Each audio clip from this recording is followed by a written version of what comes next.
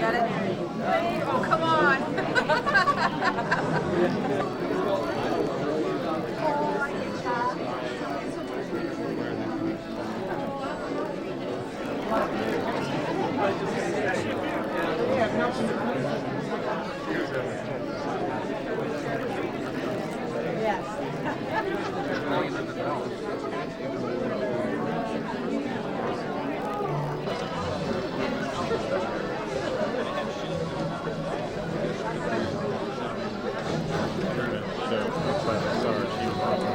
Yeah, he was Mr. Combat.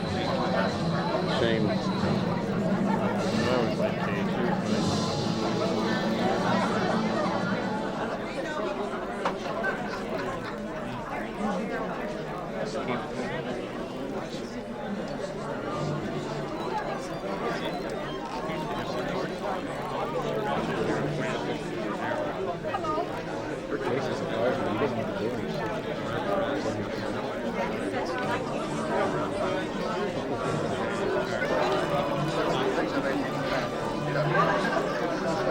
Hello, sweetheart. Where's Joe? Yep, that's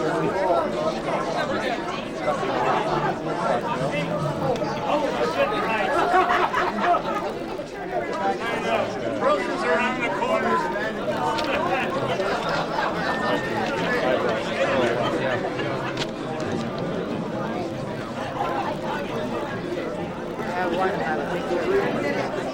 Yeah. Get it on Zoom.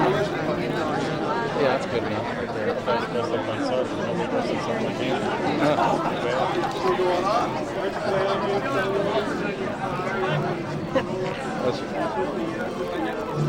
There'll be a second one coming soon. Yeah.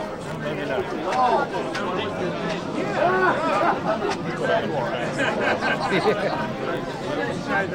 You know what happened?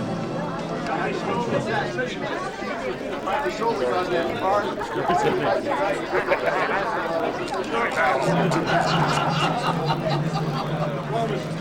Mr. Jason, my father was.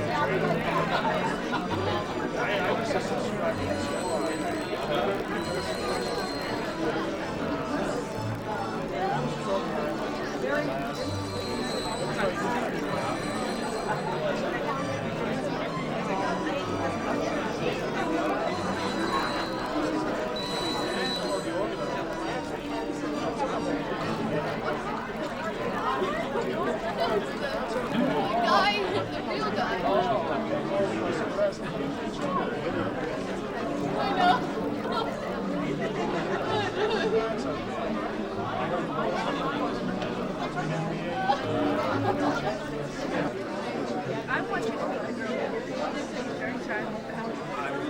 be Thank you very much.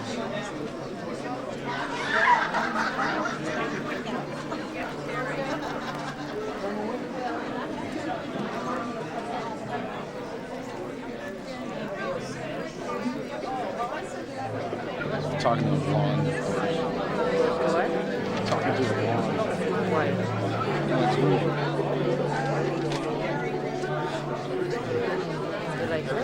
Next one. That's it. How you doing? Brunettes. That's it. Remember. Filipinos. Promotions were sucked back.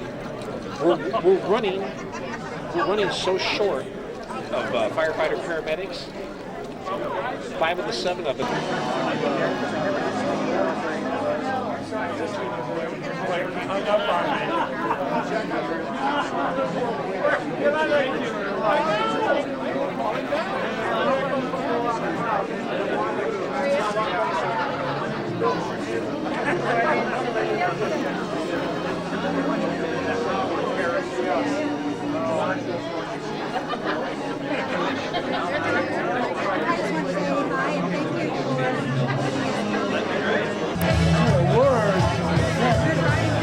I don't know immediately.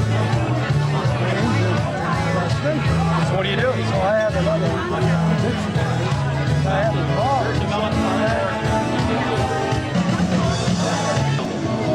Take a picture. Why ruin the picture? I don't do that. serious, number one. Oh yeah.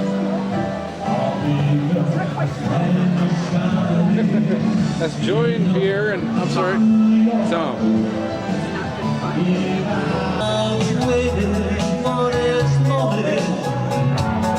By your side, your best friend told me right that you had teardrops in your eyes. Daddy's home, Daddy's home to stay. Daddy's home to stay. Daddy's home to stay.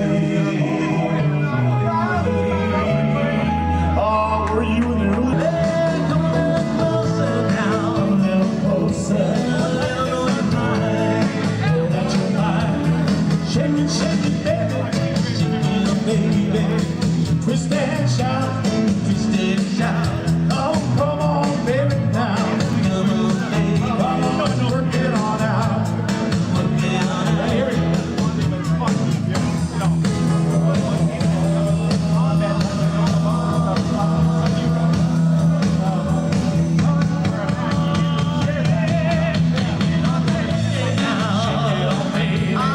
Twist and shout, twist and shout. Come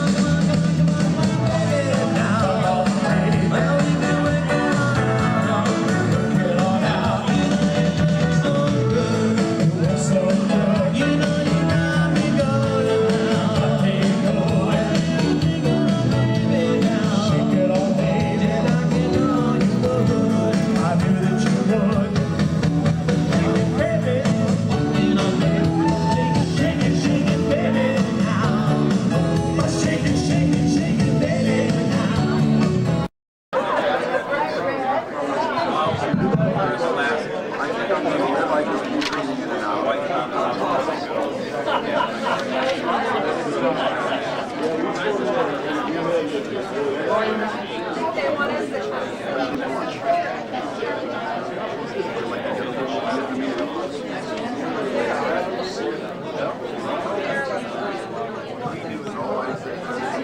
Ladies and gentlemen, the aircraft and master park, until everyone's taken their seat, they know more about it than we do. Might as well stay with Jack Hogan. My question is, what happened to Kirby after the war? Good question. Ties in with that story we were going to. You know, Dick Peabody, he decided that he was, I think, he ran for the Senate and won. Was that a congressman? And, so that's what Dick figured happened to his character.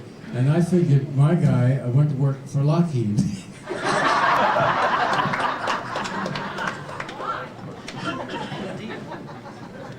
We wrote a script. I have a writing partner, and we wrote a script about 10 years ago that we got everybody together for at one point. And at least we had lunch one day and enjoyed ourselves again. But in it, we devised a life that had happened to everybody since that time. And a lot of it kind of approximated what everybody was kind of doing. Rick was a PI in Florida, right? Miami? No. No. Describe Johnny. You're better at it than I am. You said that John was an it. Yeah, he was an it. John was a wonderful. He was a marvelous makeup man. He had been, he started at MGM, I think. He was about 15 years old, and he's been there, he has been there for that many years. He was Taylor's makeup man.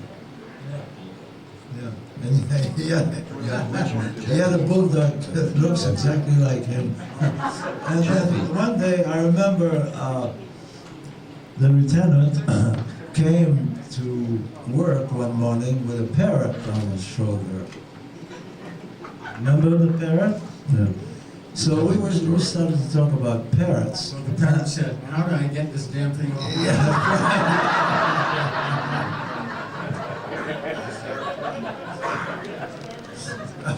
So Johnny Toure says, we're all sitting around the makeup table, and Johnny Toure says, I have a parrot, and he says, I don't like Left.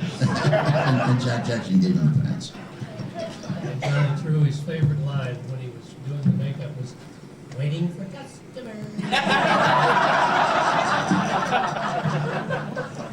Either that, or if you had shaved the night before and you come in, or the morning of, he'd just look at you and say, "Jesus Christ, clean as a baby's ass."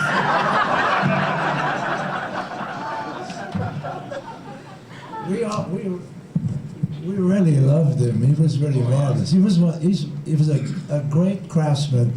Like I said, his career was all at MGM, and he had dealt with all the great stars, the women. He was fantastic with women. Here he gets stuck with combat. Yeah. And then here he is doing us, for 5 years. He had, Well, Liz Taylor called him. Elizabeth Taylor down to name them. Liz called him, and she had a picture to do, and he wouldn't leave combat. No, he would stay with the boys. But you never mentioned Jeffy. Whenever we had roast beef for lunch, John would go to Millie, and he'd ask Millie for the bones. He was going to take them home to Jeffy. Of course, we all suspected that he had roast beef bones for dinner. Nobody ever said a word. It was always, "Can I have some bones for Jeffy?" Now, since Rick has been picking on John, I remember one time, Rick, you may remember this, there was a scene where he was supposed to have knocked on a French farmhouse. He was looking for Madame Fouché. He knocked on the door, and this person came and said, "Madame Foo-Foo?" So, No, and I'm sorry you do. hey, who was this? We had one lover boy director. Who was that one that was a lover boy? Always had the casting couch. We got kids here in the audience. We had a lot of fun, a lot of gags together. The only one I remember was what was his Wooly? No, the director whose head came to a point. Sutton Rowley. When he was doing the show with Ramon Navarro, and we were in the castle. Sutton Rowley. Rowley. What? Sutton Rowley. Sutton Rowley. Yeah, Sutton Rowley. Yeah, that came to a point. He used to wear a wool GI cap on his head. It was sort of rounded it out a little bit. But the best thing I remember about Sutton Rowley is he won't do the shot. He was crying on the set. You remember that one? Did you hear that? He refuses to do the shot. He refuses. And he walked around, and tears were streaming down his eyes. He had spent an hour and a half setting this shot up, where I've got one arm in a sling, and I've got to carry my rifle in the other, and he's got a 2x12 board attached to the side of a building 14 feet up. And he says, now you come out of the window and you crawl along this board, and you're getting out with Ramon Navarro, who's out of his mind, and you got to drag him along, and Louise Reiner, and you're all crawling. And I said, how am I crawling? He said, well, you hold your rifle and you crawl. And I said, I have the other hand in a sling, and I'm holding the rifle in a 2x12, 24 feet up. I said, why? He said, because I got my camera set. I'm going to shoot up. I said, why didn't you put the camera on the ground and put this thing 3 feet off the ground? And also, who's going to know the geography? You see a wall behind me. He said, well, I got the side view. He said, we spent an hour and a half setting up the shot. I said, that's a stunt. I'm not going to do it. I said, what do you mean you're not going to do it? He refuses to do the shot. You refuse to do the shot? I said, I'm not refusing to do the shot. I'm telling you he's a stunt. I don't do stunts. Put a stunt man up there. How am I supposed to hold my...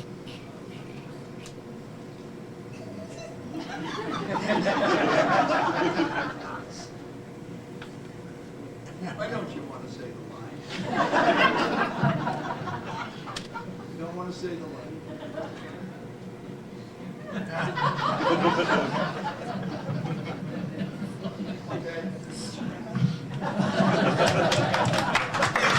Costume from the other show.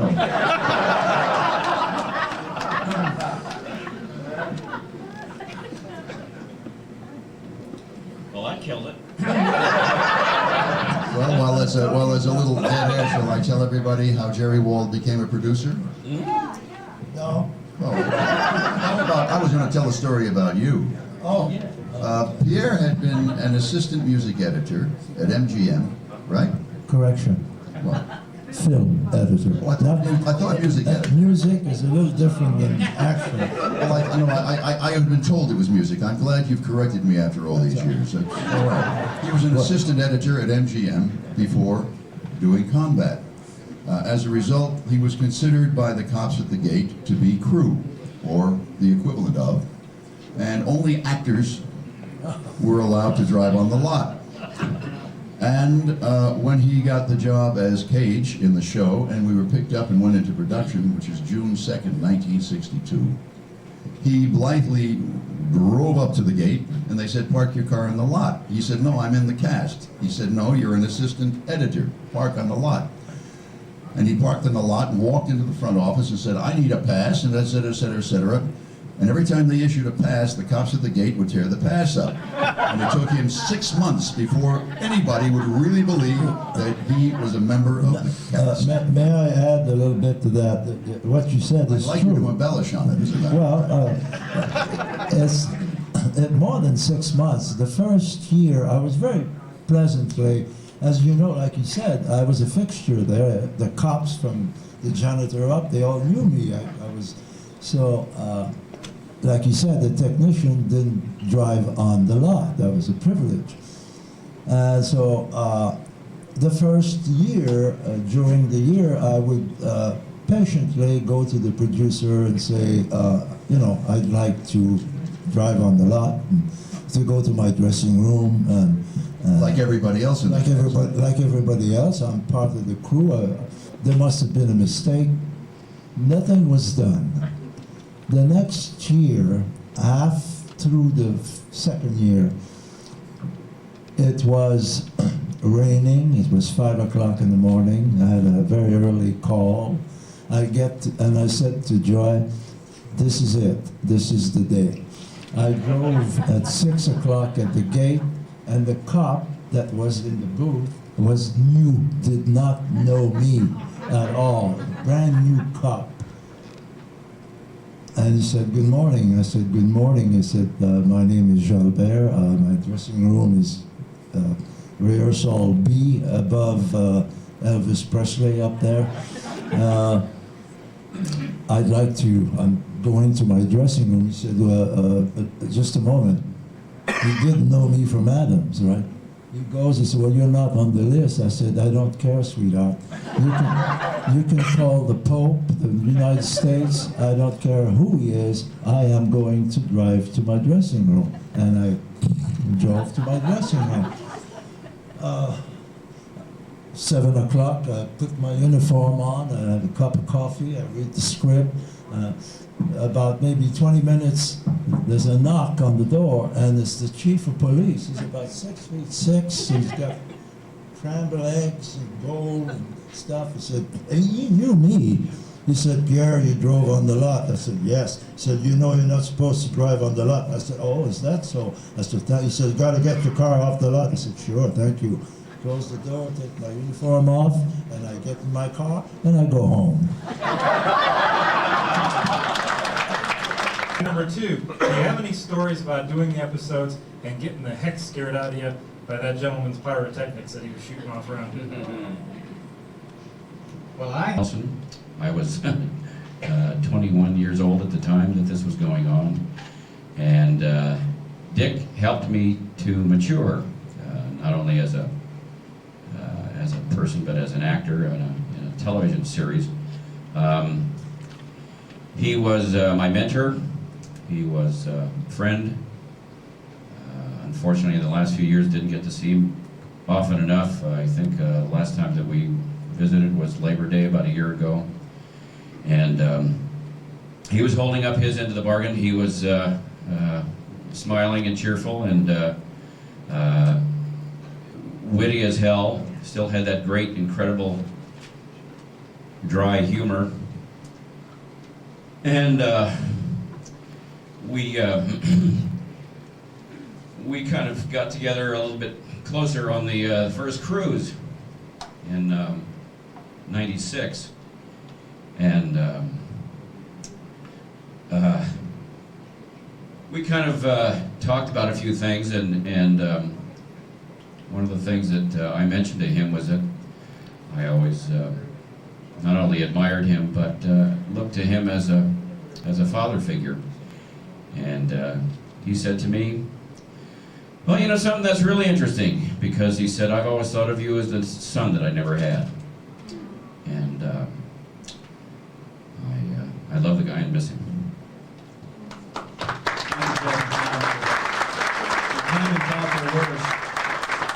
Coach Dick Peabody was one of our heroes, and the remaining squad members are still our heroes. And one of the fans, Spin Baker, Keith Baker, he's been behind the scenes doing a heck of a lot of work in the last 2 days. He wrote a letter to the cast of Combat, to the crew here, when he first heard about the website, Joe's thing, and the Recon. And he wrote what it meant to be a Combat fan, what Combat meant to him, and how the influence of Dick Peabody and all the other crew members affected his life and his outlook and his values. And Pierre shared the letter with, I did not see it, Pierre shared the letter with me some time ago and said it impressed him so much he wanted to read it to everyone. So Pierre, please. Before I read the letter, I would like to say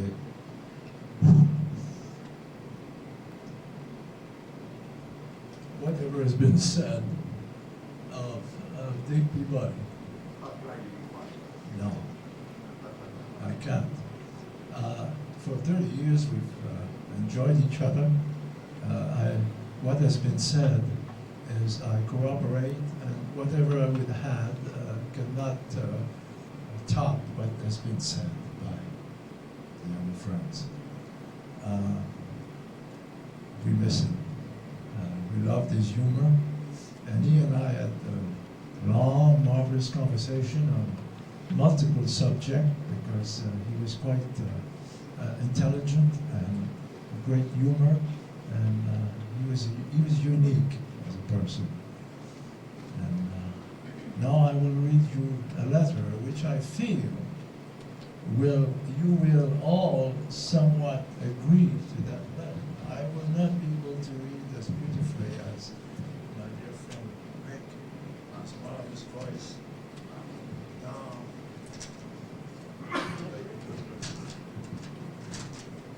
The letter originally was addressed to Joe, and then I guess Joe forwarded to Jeanette, and Jeanette forwarded it to me because she felt that I might be interested in the letter. Joe, I don't really know where to begin. Never thought about joining a fan club, because I can only say that I would like to get seriously involved in your efforts. Though many would say that this phenomenon was just a TV show, it meant so much more than that to me. The farmers of southern Indiana who were still digging out tractors that are failing through the roofs of my concealed foxholes, dug in 63, 67, I respectfully apologize.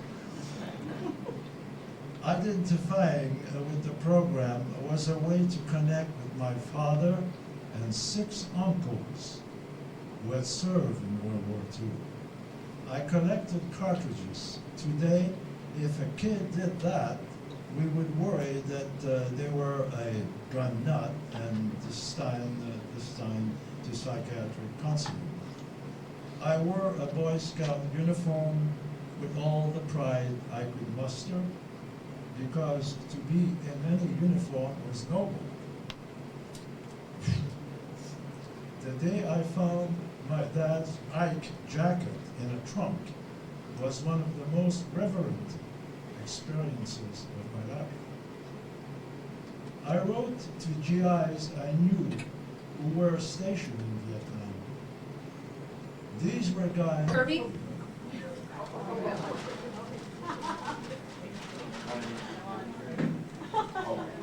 Magic fingers right here. Right here.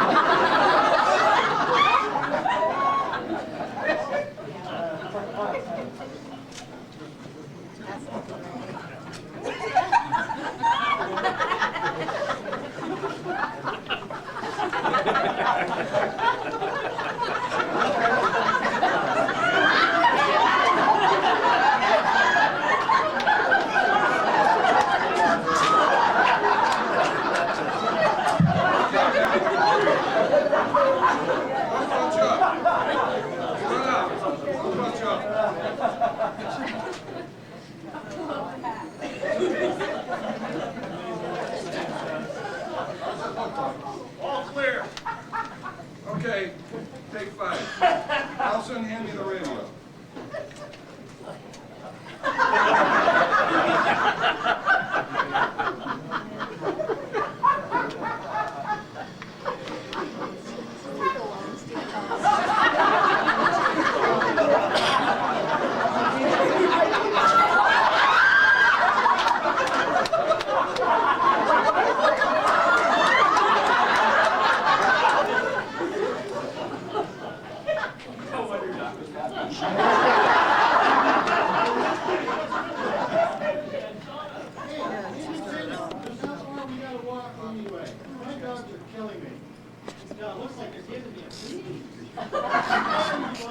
Very funny. But Nelson, have you got any of that pink powder the old lady sent you? It's not my own. Okay, Cage. We'll get out with the mission. Hey, Don, what is our mission anyway? Well, Billy, you guys are supposed to be out looking for a big A big gun? I thought Sarge took care of all those last week. Oh, not that kind of big gun, Billy. The lieutenant has orders to scrounge himself up, a real weapon.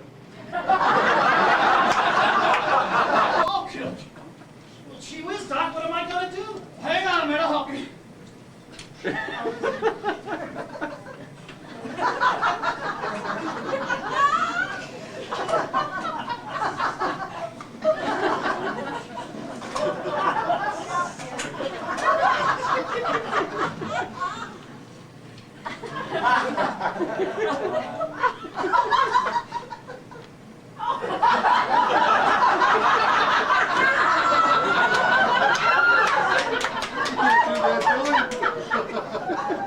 There, Billy. That ought to hold you until we can get you to the hospital. Gee, thanks, Doc. Yeah, thanks,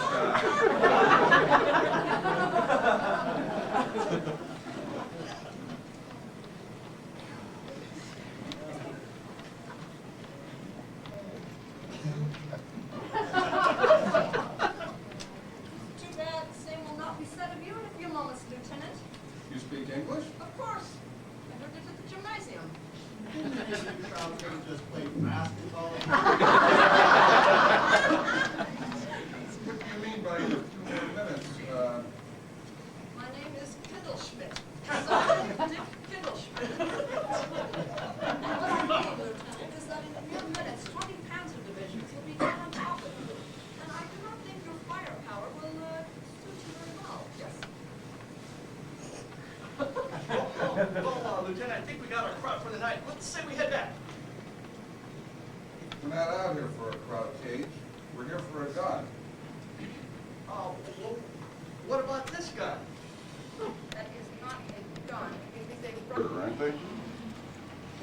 But I guess I suppose they're not anything compared to what you run into when you're on a big game hunt. Have you ever done any of that? What'd you say your name was again? Dick. Dick. Yeah, Dick. Being on safari in deepest, darkest Africa is really something. But beating around the bush and dealing with all those bugs, snakes,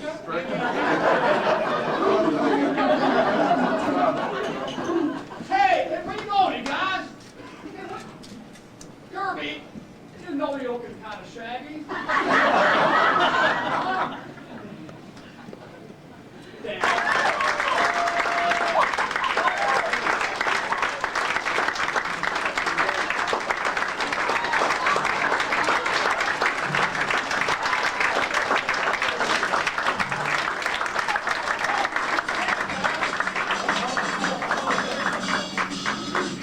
I see another Emmy nomination for Doc.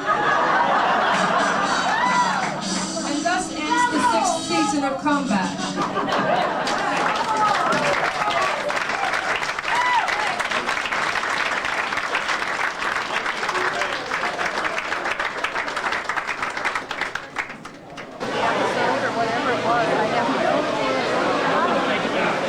We finally got the auction stuff all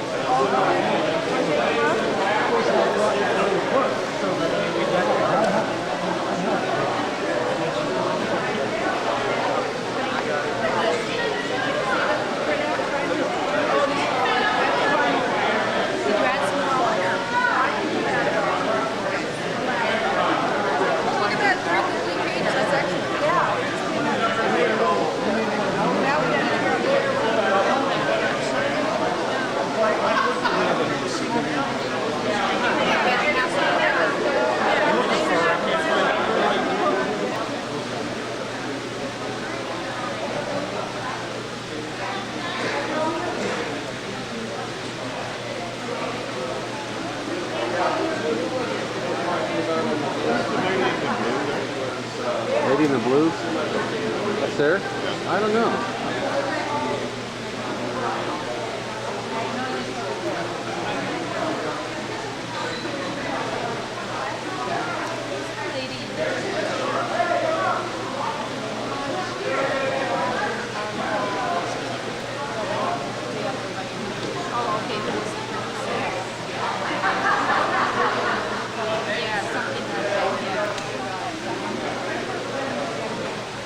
Probably the guy.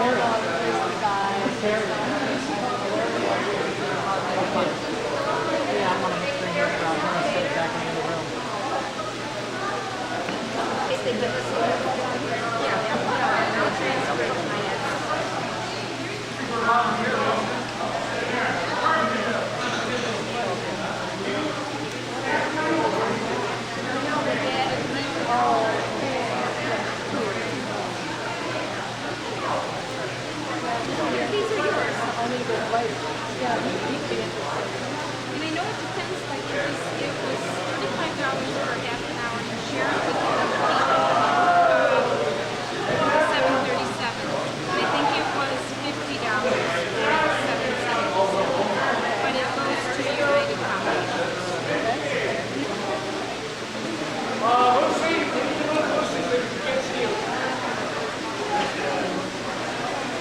There you go. You cannot see Jeanette now. Jeanette's got to move on the stairwell. On the stairs. No, Jeanette. Don't you fall. I used to be a stuntman. I do stunts now, but I never know what I'm going to do. Hold on, Rick. All right. All right.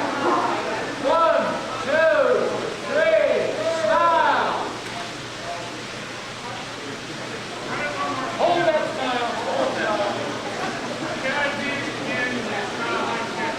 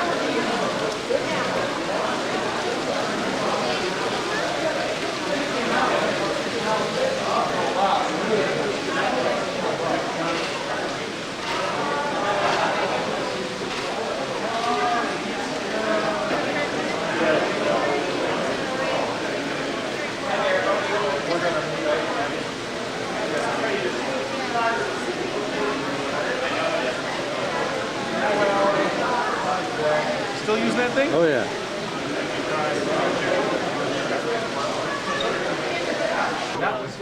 I do one magic guy. You gonna do a magic guy? Make me disappear? Please don't, Jack. I think we're gonna have our next session in here, guys. I saw this on Johnny Carson years ago. And it was fascinating.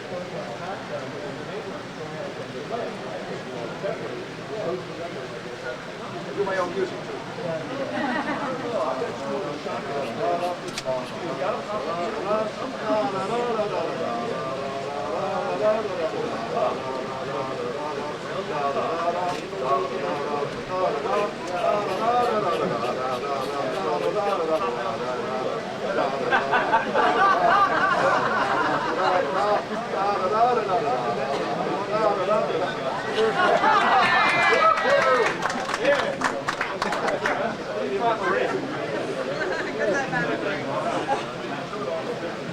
You have foundation?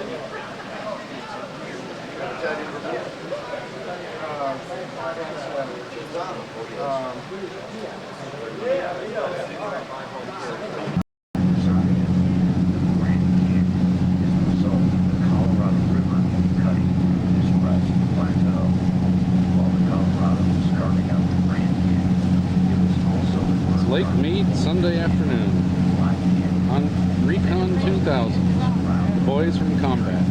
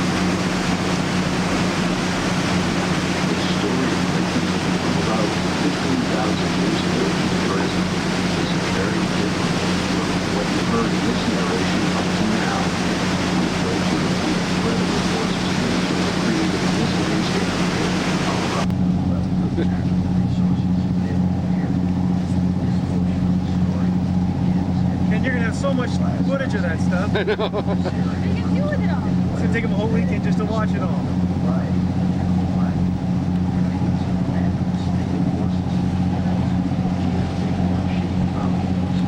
You know. Benny.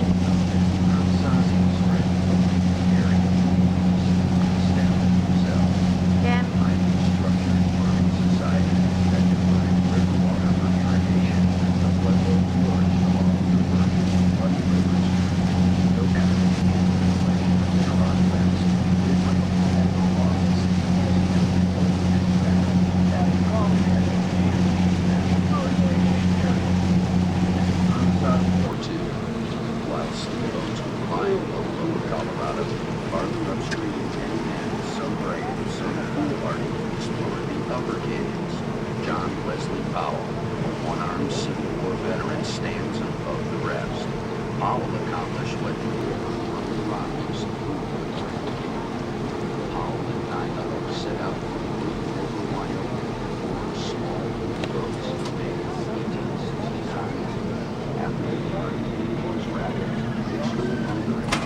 Set out to establish a fort on the Colorado.